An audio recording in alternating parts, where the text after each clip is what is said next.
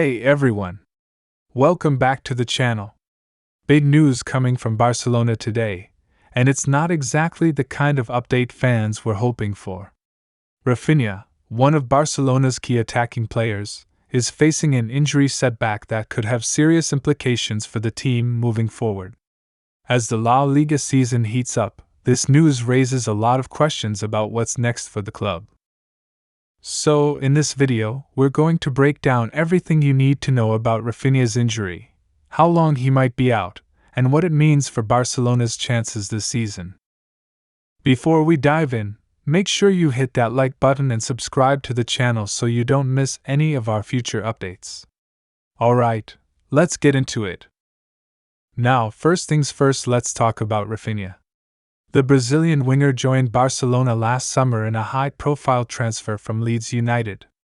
For many, Raphinha's arrival marked a significant moment in Barcelona's rebuilding process under Xavi. Known for his incredible dribbling skills, speed, and ability to deliver crucial assists, Raphinha quickly established himself as one of the team's most important players. In his debut season at Barcelona, Raphinha was a consistent performer, often creating the spark in attack when things seemed to stall. Whether it was his dangerous crosses, clever link-up play, or ability to cut inside and take on defenders, the winger's contributions were hard to ignore. He even formed a promising partnership with the likes of Robert Lewandowski and Ousmane Dembele, offering an attacking threat on both flanks. So, when news broke that Raphinha has picked up an injury, it naturally caused a lot of concern for the Barcelona faithful. Barcelona's attacking options are already somewhat thin, and losing one of their most creative players at this stage of the season is a big blow. Now, let's dive into the specifics of Raphinha's injury. According to reports from Barcelona's medical team, Raphinha suffered an injury to his exact injury type here, e.g. hamstring/ankle during Barcelona's recent match against ex-opponent. It was a rather unanticipated setback that occurred after a seemingly harmless play, which makes the injury even more frustrating for both Raphinha and the team. For those who haven't been following, hamstring injuries, in particular, can be tricky for players. They range in severity, and depending on how serious the tear or strain is, recovery can take anywhere from a few weeks to a couple of months.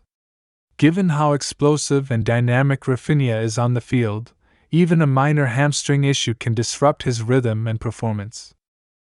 The club hasn't yet confirmed the full extent of the injury, but sources suggest that Raphinha might be sidelined for at least expected duration of recovery here. This is crucial information because Barcelona has a busy schedule ahead, and losing a player of Raphinha's caliber could leave a significant gap in the squad. How does this affect Barcelona's season? Okay, so we know that Raphinha's injury is a problem, but what does it really mean for Barcelona's season moving forward? Well, the timing of this injury couldn't be worse for the club.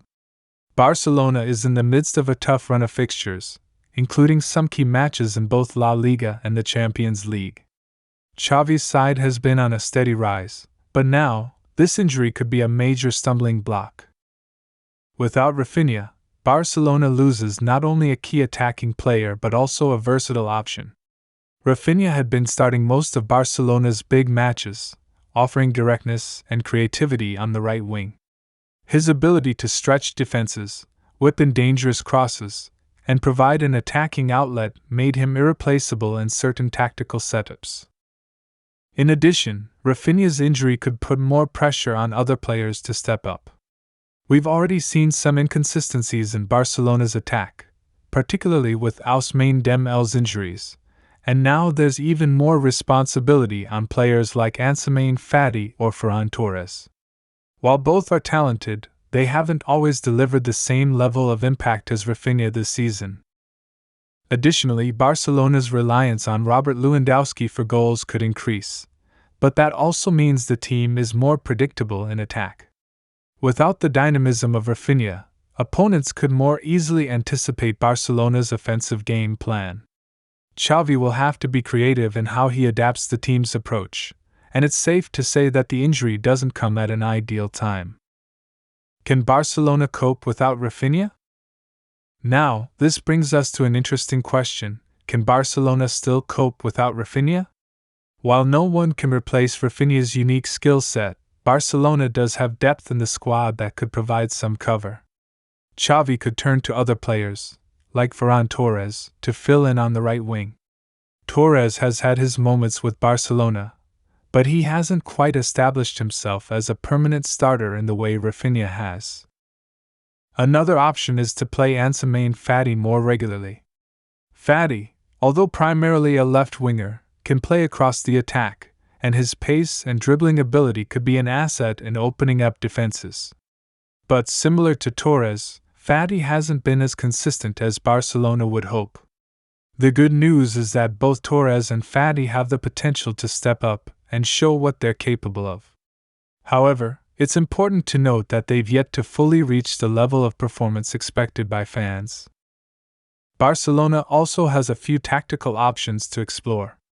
Xavi could opt for a more fluid attacking setup, playing with a false nine or rotating the wingers. This flexibility allows the team to be less reliant on a single player and more adaptable to changing match scenarios. However, it remains to be seen whether the team can maintain its attacking threat without Raphinha's direct influence. What's next for Raphinha? So, what's next for Raphinha?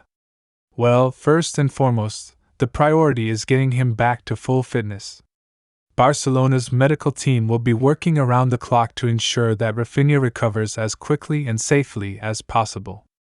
Fans will be hoping that his injury isn't too serious, and that he'll be back in action sooner rather than later.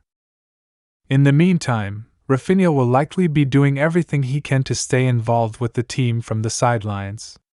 His presence in the dressing room and his leadership on and off the pitch could be crucial in helping his teammates stay motivated and focused during this difficult time.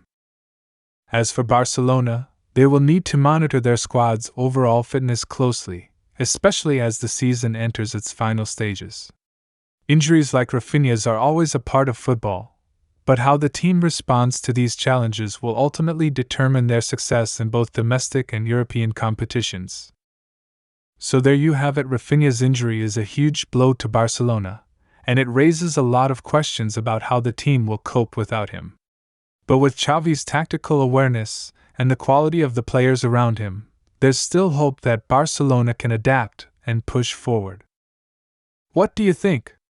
Can Barcelona cope without Raphinha, or will they struggle in his absence? Let me know your thoughts in the comments below. I'd love to hear what you think. And of course, don't forget to like, subscribe, and hit that bell icon so you don't miss any of our latest content. Thanks for watching, and I'll see you in the next video.